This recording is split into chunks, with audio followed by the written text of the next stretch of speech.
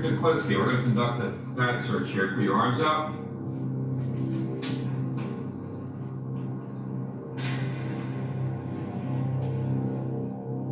On May 25, 1988, Richard Kuklinski was convicted of multiple murder and sentenced to life imprisonment. This ended 30 years of cold-blooded killing by a master criminal police called the Iceman.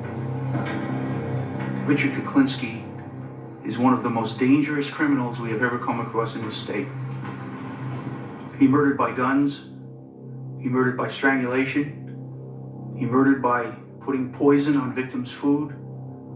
He did all of this at the same time while exhibiting a normal, placid family existence. His wife, his children were uninvolved in his criminal activities. Yet, we are faced with evidence, convicting evidence of numerous grisly murders.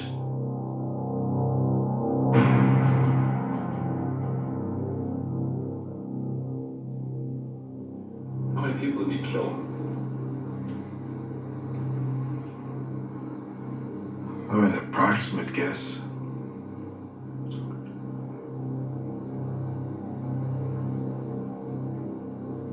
Approximate, we'll go with more than 100.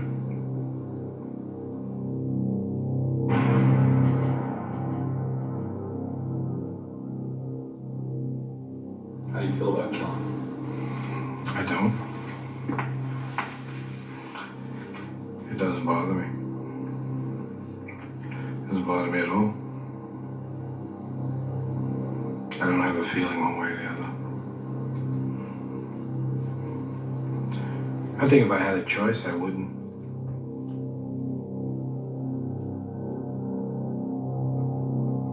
The following program is based on 17 hours of an interview conducted under maximum security at Trenton State Prison. Law enforcement officials allowed our cameras unprecedented access in an attempt to uncover details of various unsolved crimes. It was also hoped that the interview would help to penetrate the mind of Richard Kuklinski, a mind made for murder.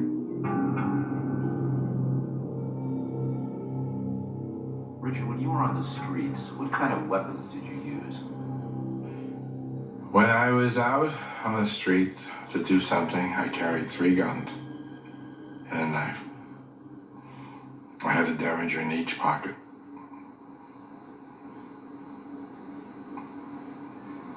And a gun on my ankle, a bigger gun just in case, and a knife. And it all depends how it came about. You indicated yesterday that you used a shotgun rather than a stop light or something like that. At a red light. We were following this fella. We pulled up at a red light, came alongside of him, and shot the shotgun and took his head off. He never saw the green light. It was a sawed-off shotgun. It was very, as a matter of fact, when it happened, it surprised me. I expected the man to die, but it really surprised me when it took his head off. It was something I didn't expect. Richard Kuklinski is not a serial killer. He's not a drug-crazed, wild man running around with a machine gun. He's not a person that is driven by perverse sexual desires. He doesn't drink. He doesn't gamble. All of these things, which many persons that are involved in killing and murders often are motivated by. Richard Kuklinski, instead, is nothing more than a predator on human beings. His motivation is greed, and his method of murder is very varied and very extreme. Richard, I understand that you're an expert at the use of cyanide. How many times did you kill with it? Quite a few. What's the different ways you use cyanide? You could put it in liquid form. You could, person could say, for instance, a person could be in a bar. You bunk into them, possibly by mistake, or say you were intoxicated, spill the drink on them, and leave. Everybody just looks around, thinks you're drunk or that you just had an accident or something, and meanwhile, it's soaking through their clothes into their pores and into their system. And eventually, they'll die.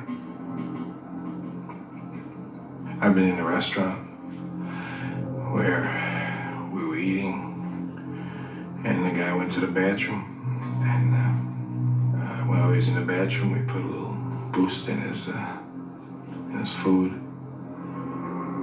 and he was rushed to the hospital after that, and he died, and they buried him. I'm not exactly sure what they put on, what they attributed his death to, but you know, it wasn't homicide. Somewhere, and I don't know where, he picked up on cyanide poisoning as being a good way, a good, quick way to kill somebody. It's such a good way to kill somebody that that's the gas that's used in gas chambers. I mean, cyanide in a gas form, which is similar to cyanide in a being eaten form, kills very quickly. It kills faster than arsenic, faster than strychnine, and it's hard to detect if it isn't specifically looked for. He murdered, sometimes months apart, years apart. He used different methods. He would go so far as to plan in his crimes the actual deceit of law enforcement. By that I mean, he would on occasion murder someone, cut their body, wrap them in layer after layer of plastic bags and material, and then deposit the body many, many miles from the murder scene. What is it to dispose of something? You throw it away. You throw it anywhere. It all depends. If you don't want it found or if you want it found. If you want it found, it doesn't matter, you just leave it there. If you don't want it found, you could take it somewhere. You could bury it. You could put it in a big drum. You put it in the trunk of a car and have it crushed.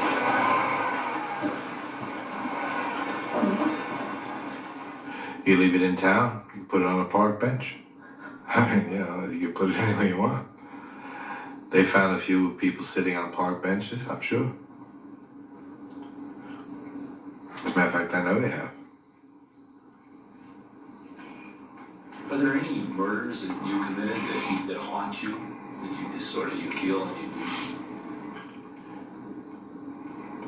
Nothing haunts me. No murders haunt me.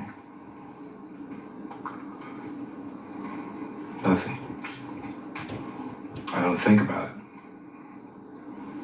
That's why it's hard for me to tell you. But in order for me to be able to tell you when something happened, I have to think about when.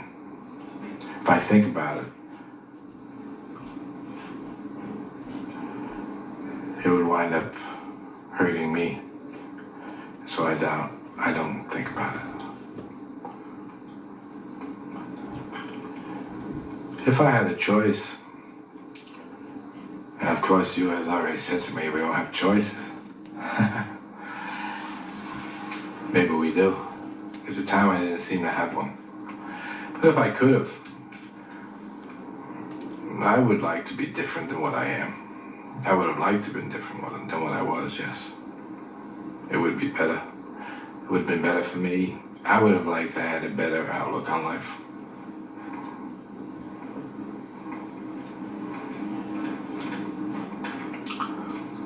But I can't change yesterday. Richard Kuklinski was born April 11, 1935, in a low-income public housing project in Jersey City. His father was a brakeman for the railroad, and his mother worked in a meatpacking plant. I didn't like my father, because he would beat me just because he felt like it, to get my attention, I guess.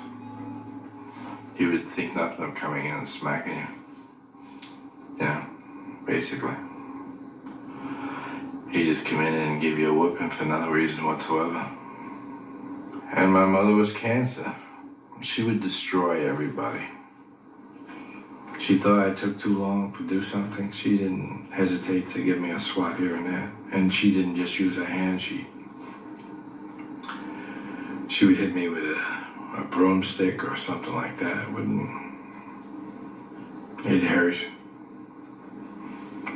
As a matter of fact, she broke the broom on me more than once. Richard's mother believed that harsh discipline at home should go hand in hand with a rigid religious education. I was raised Catholic.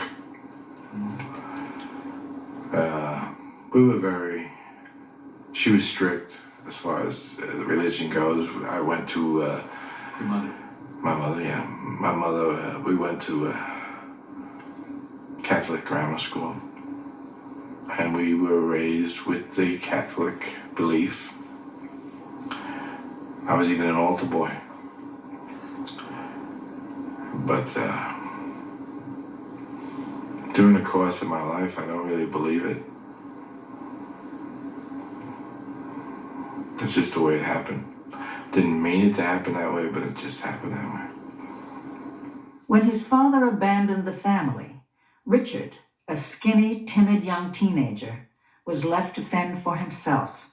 He was an easy target for street gangs, but by the time he was 16, things began to change. When I was a young man, I found out that if you hurt somebody, they'll leave you alone. Good guys do finish last. When I tried to leave everybody alone, just do my own thing, everybody just wanted to hurt me. Until one day I just decided, well, I've had enough of this picking. And I went upstairs and I took a bar, which the clothes used to hang on in the closet. And I went back downstairs and there were like 6 young men still figuring they were gonna mess with my head, and we went to war. To their surprise, I was no longer taking the beating. I was giving it. And that's when I learned that it was better to give than to receive. I've been known to hurt people for no reason. If you check out my background as I came up, I could be anywhere, and if somebody humiliated me, I would think nothing of hitting them with a cue stick. In an instant. And the only thing they might have done was made me feel bad or challenge my authority at the time. Kuklinski's reputation as a tough guy with a hair-trigger temper grew. By the time he was 18, the abused had become the abuser. It wasn't long before he committed his first murder. I got into a fight in a bar. We got into an argument, a fight. And I hit him with a cue stick.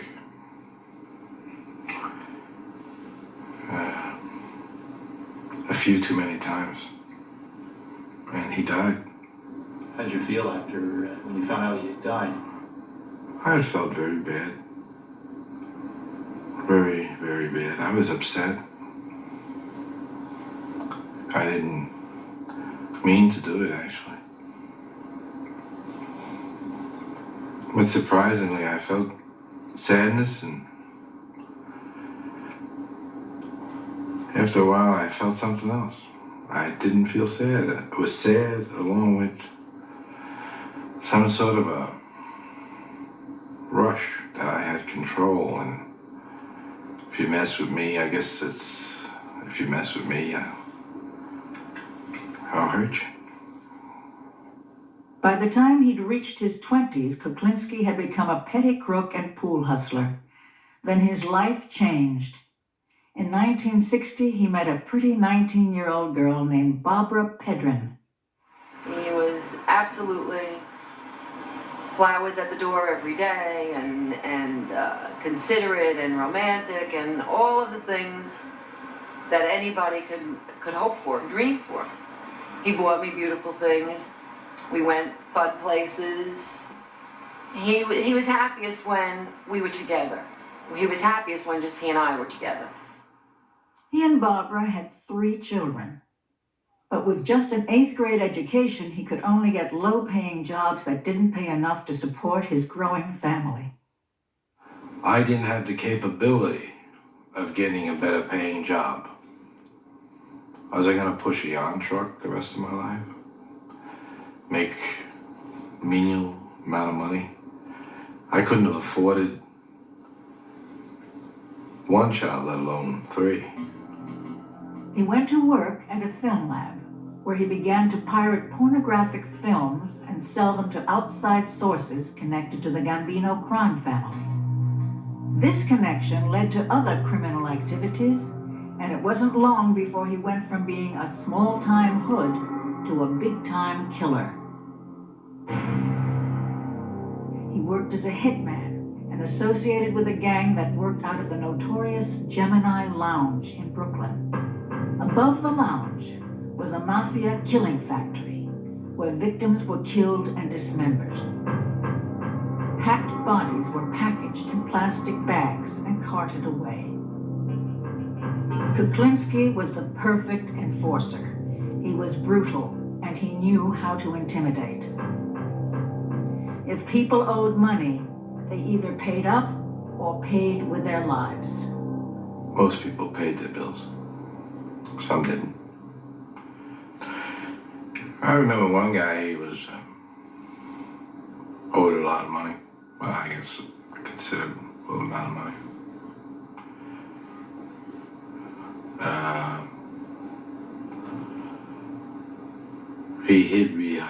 He thought he could hide behind a door. It was a nice door, expensive door.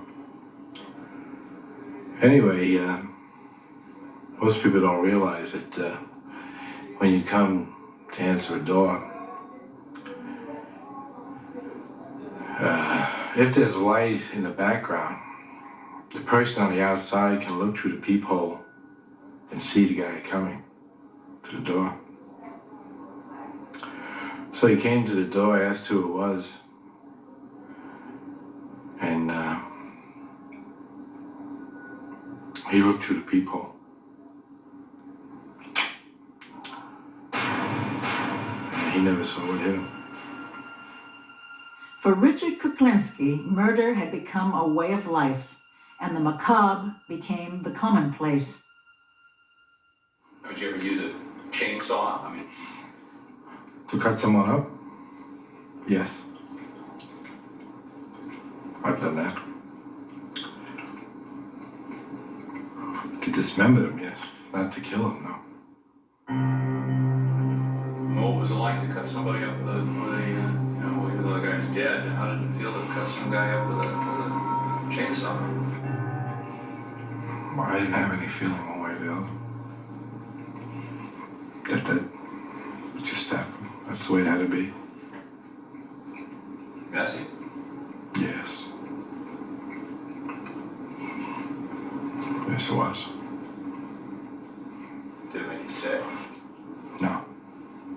I've had requests where the guy wanted the guy's tongue cut out. And he also wanted his tongue put in his rear end.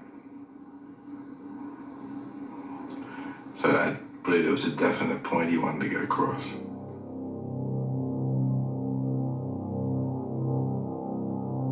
I have an experience that I don't know if I should tell you or not.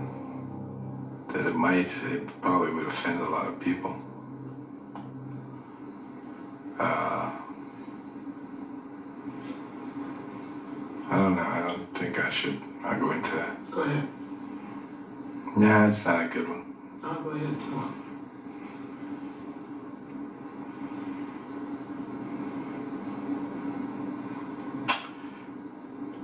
There was a man who was begging and pleading and praying, I guess.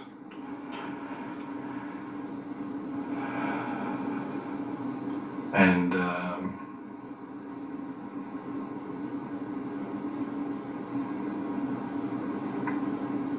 he was pleased God and all over the place.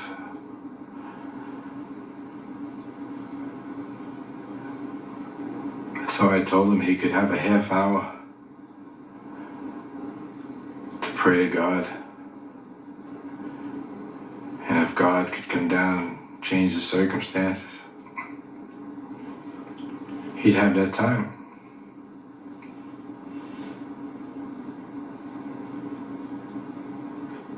But God never showed up.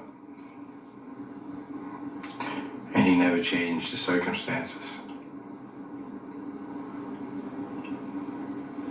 And that was that.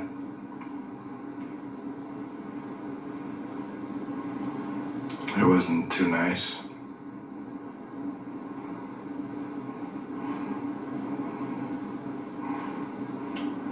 That's one thing I shouldn't have done that one. I shouldn't have done it that way. By the 1970s, between his illegal activities and contract killings, he was becoming a wealthy man. He now lived in an expensive home in a middle-class neighborhood with his wife and 3 children. Richard, what did you charge for a hit? If I hit somebody, I wouldn't hit it for peanuts. I'd like to have some money.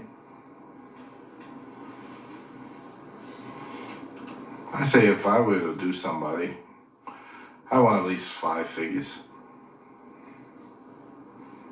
And at least up in the better half, not the lower half of the 5 figures. Kuklinski kept his criminal life secret from his family and neighbors. He told them he was a businessman. No one knew his business was murder. We were perfect. My children were never in trouble. We were perfect. We were the all-American family.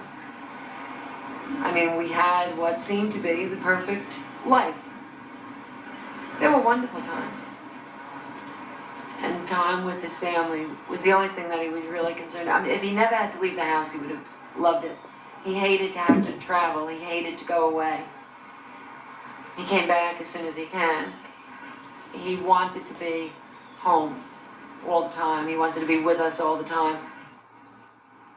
I enjoyed that way of life. I felt I had achieved something. I very seldom left the house unless I had to, because I felt secure in the house. I felt very secure. I tried to provide the best for them as I knew how. Might not have been the right way to go, but it was for me the only way. I tried to never let anything touch the house. I brought nobody there. My family was not exposed to anybody. I wanted to show them the good side of life, not the bad side. Richard had a very, very sad childhood. You got the impression, or I knew because he would like say something and then drop it and change the subject, that he was abused and that there was no love. He grew up absolutely without any love, without a doubt. I mean, the first Christmas with my family, he was in awe. He couldn't believe it. It was a tree and everyone was cooking special things and there was we were laughing and it was fun, and he kept saying, I can't believe that this is what happens. It was a Jekyll and Hyde existence. the way it was, the way I wanted it to be, with absolutely two different lives. I wanted one life. I had to have another life. This other life would interrupt one Christmas Eve. While his family was celebrating the holidays, Kuklinski left his home to collect on a bad debt. Business was business, even on Christmas Eve. The man owed me money. He was giving me a runaround. I told him I wasn't happy that he wasn't going to pay me. He had the attitude that nobody could hurt him. I think he was wrong. Anyway, he never saw Christmas. What did you use? A gun. Extremely loud inside of a car. Matter of fact, my ears were ringing for a long time. What'd you do afterwards? I walked away, got in my car, and went home. What'd you do when you got home? I put toys together for the kids for Christmas.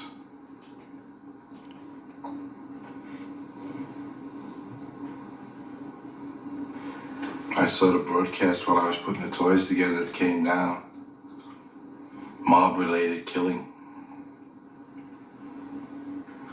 That was the first time I knew I was mob-related. How'd you feel?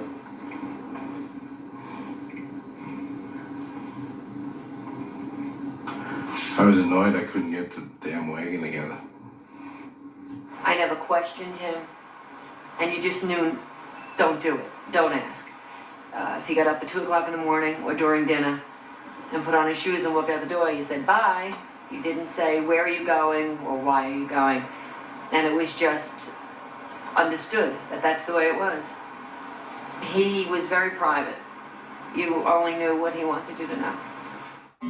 By the 1980s, after 25 years of working as a hitman for the mob, Richard Kuklinski became the head of his own crime ring. He developed new ways to profit from murder. The case of Paul Hoffman was typical of the way he operated. On the afternoon of April 29, 1982, Hoffman arrived at a warehouse leased by Kuklinski. Like numerous victims of the Iceman, he had been set up for a phony business deal. Paul Hoffman was a pharmacist, and he was looking for a quick buck. He was out to purchase a drug called Tagament, which was at the time a wonder drug for ulcers. And he felt that if he could purchase a large quantity of this Tagament at a very low price, that he could indeed make a huge profit on that. And that was the alleged deal that he had with Richard Kuklinski. When Paul Hoffman showed up to buy the Tagament, he was carrying $25,000 in cash. He took the bag, door opened it, showed me a whole mess of money, a whole mess of cash. He said, oh, I got the money right here. And he came back. And he says, what are we gonna do? What are we gonna do? How am I gonna get this merchandise?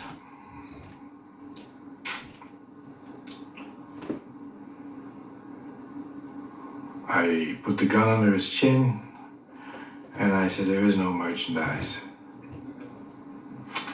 And I shot him.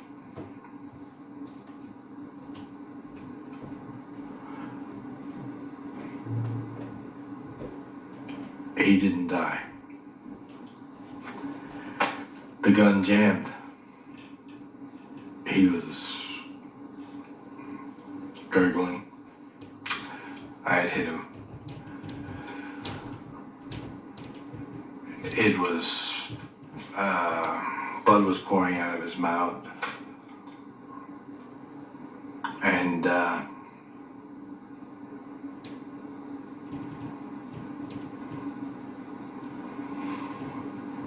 He was I would imagine it looked like he was in a lot of pain.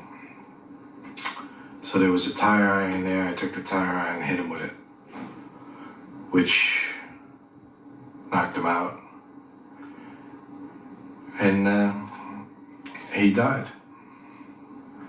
I then took him and put him in a 50-gallon drum, put it on the side of a motel. It was behind Harry's corner.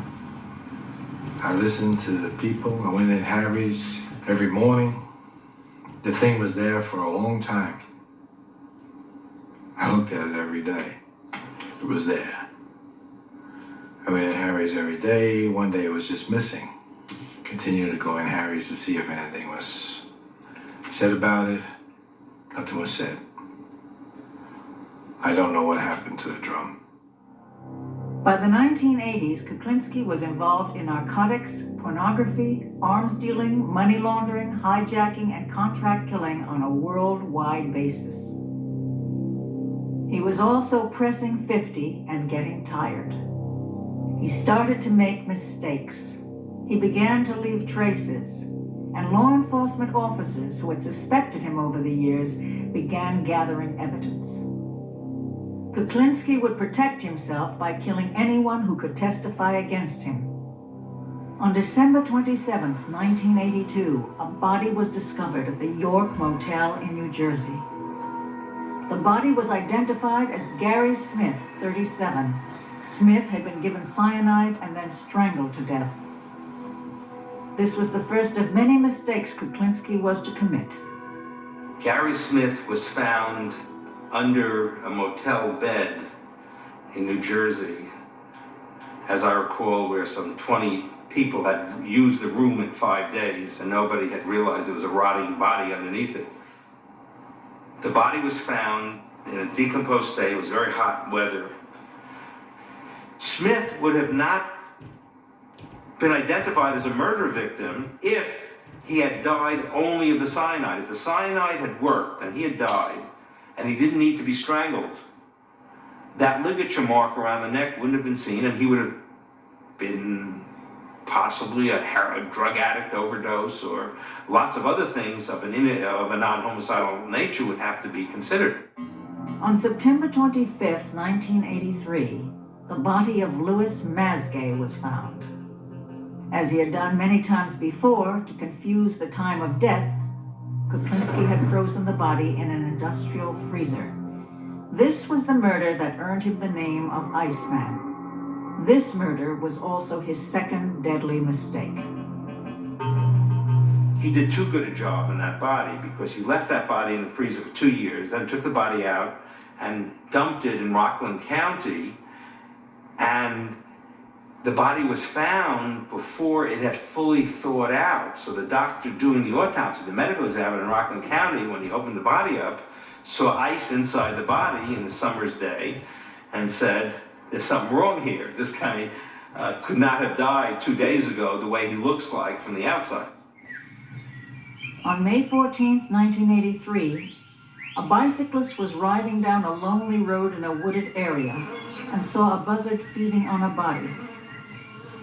It was Daniel Deppner, 44, the third business associate of Richard Kuklinski, to be found dead. The body count grew. There would soon be 5 unsolved murders with one thing in common. The last person to see the victims alive had been Richard Kuklinski. After 30 years of getting away with murder, Richard Kuklinski's time was running out. He had been under investigation for 3 years, and the police were beginning to put the pieces together. What I told my superiors in Trenton was that, hey, look, we can check with the FBI and we can see that there's a certain number of given serial killers roaming around this country of ours. But take a good hard look at what we got here. We've got Richie Kuklinski, and there's only one of him. In 1986, a division of the New Jersey Criminal Justice Department set up a task force made up of federal, state, and local law enforcement agencies. The task force analyzed existing investigative material and gathered new information. They had one mission: to arrest and convict Richard Kuklinski.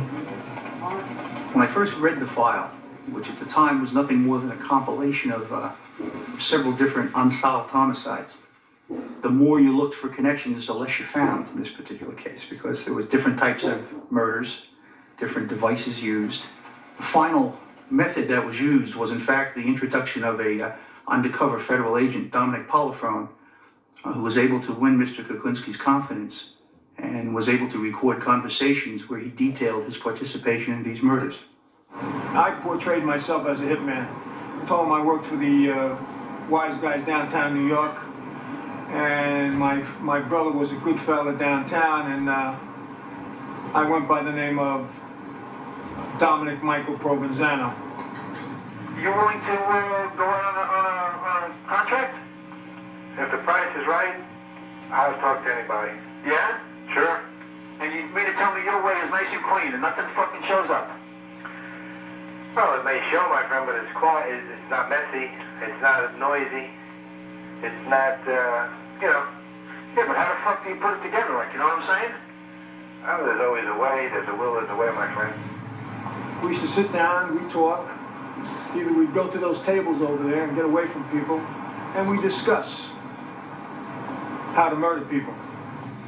I just have a few problems I want to dispose of. I have some rats I want to get rid of. Yeah. The only fucking thing I don't understand, don't you use a fucking piece of iron to get rid of these fucking people? You use this fucking cyanide? Why be messy? You do it nice and calm. It became apparent at later points in the investigation that Mr. Kuklinski fully intended on murdering Dominic Polifrone, in addition to the victims that were being discussed at the time they were having these tape-recorded conversations. So he could pretty much tell Dominic Polifrone anything, because he knew shortly that he had plans for Mr. Polifrone too. You put that stuff in a mist, you spray it in somebody's face, and they go to sleep. No shit. As long as he's dead, that's the bottom line. Well, that's the thing, isn't it? No matter how it was done, I mean, I know guys that went to sleep and never woke up again. I mean, you know. He says he had one guy, he went and get a hamburger, they come back and he put the cyanide on his hamburger. And we're sitting down and he's telling me, he says, you wouldn't believe it. He says, I'm waiting for this guy to keel over. He says, because once you eat cyanide, usually you'd roll over and that's it. He says, this guy had the constitution of a fucking bull. He says, you wouldn't believe it. He says, he wouldn't die. And we're both laughing about this. And I'm saying in the back of my mind, I said, holy God. I said, look at this. I said, what kind of person is this? I said to myself right there, I said, you better cover your butt. I said, because you just don't know with this guy. And he'd be kidding about it, and I'd be laughing. In the back of my mind, I'm saying, this is the devil. No question about it, this is the devil.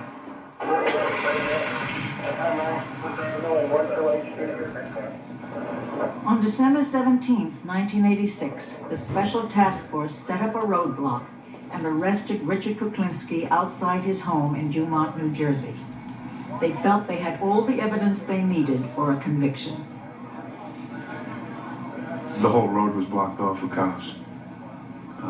Local police, state police, Division of Criminal Justice investigators, county personnel. There was no place for him to go. So he stopped his car. He was told to get out of the car, and he did not. So he was taken out of the car, and he was placed face down on a street in a position where we thought we were safe. And then I handcuffed him. That guy's big. I did everything I could to get one click on the handcuffs. And later on, I tried to put leg irons on him, and there's no way they would go on. They just wouldn't go on. Law enforcement authorities have arrested one of the most notorious contract killers in state history. A self-employed Bergen County man is behind bars, charged with 5 murders, and prosecutors are investigating his involvement in dozens more. There's no warning. Unnecessary. These guys watch too many movies. He is such a cold-blooded killer, they call him the Iceman. After being convicted of 2 murders, he confessed to 2 others in court today. I shot George Malvin 5 times. Louis Masgay on July 1st, 1981. I shot him once in the back of the head. When the judge asked him why he had killed the 2 men, Kuklinski replied, It was due to business. Dominic Polifrone's tapes had nailed Kuklinski, but in court, the Iceman greeted the undercover cop with a smile. He seemed to be quite cheery about saying hello to you. Well, I reciprocated. The only thing is, I'm going home and he's going to a different environment at the present time.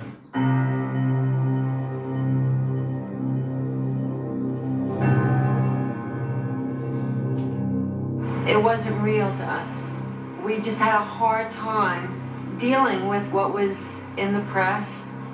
And I kept saying, no way, and I don't believe it. And then when I actually heard his voice, in court, it was very hard to believe that he talked like that. It was very, very difficult to believe. I've done it always. As far as you've known or heard, there isn't too many things I haven't tried. No matter how it was done, I know guys that went to sleep and never woke up again,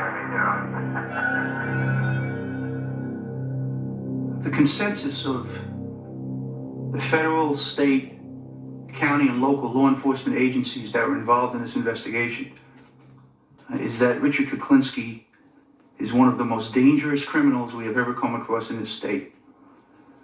Further, it's our feeling that he is of such a diabolical, methodical type of killer that it's very possible that when all is said and done, we still may never know how many people he has actually killed.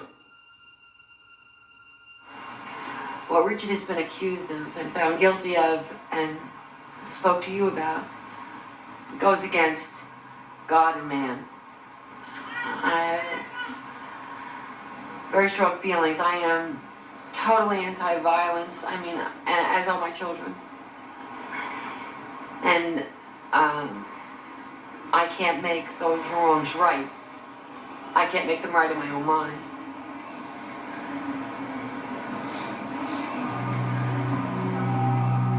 We are Richard Kuklinski's family, and we aren't ourselves anymore. We're Richard Kuklinski's family.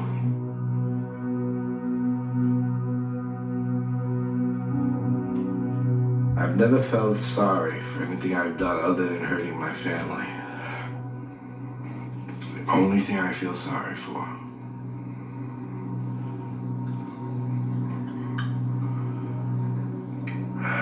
I'm not looking for forgiveness and I'm not repenting.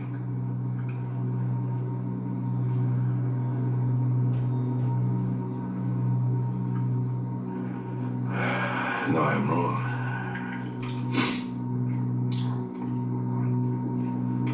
I'm wrong. I do want my family to forgive me. Oh boy. I'm gonna make this one. Oh shit. This would never be me. This would not be me.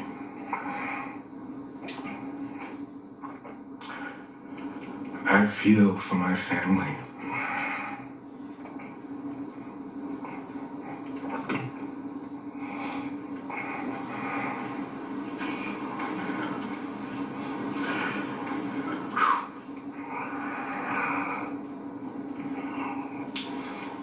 You see the Iceman cry.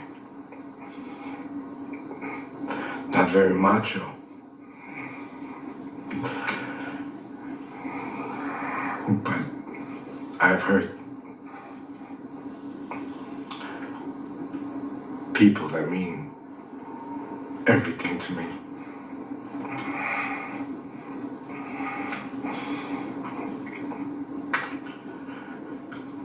But the only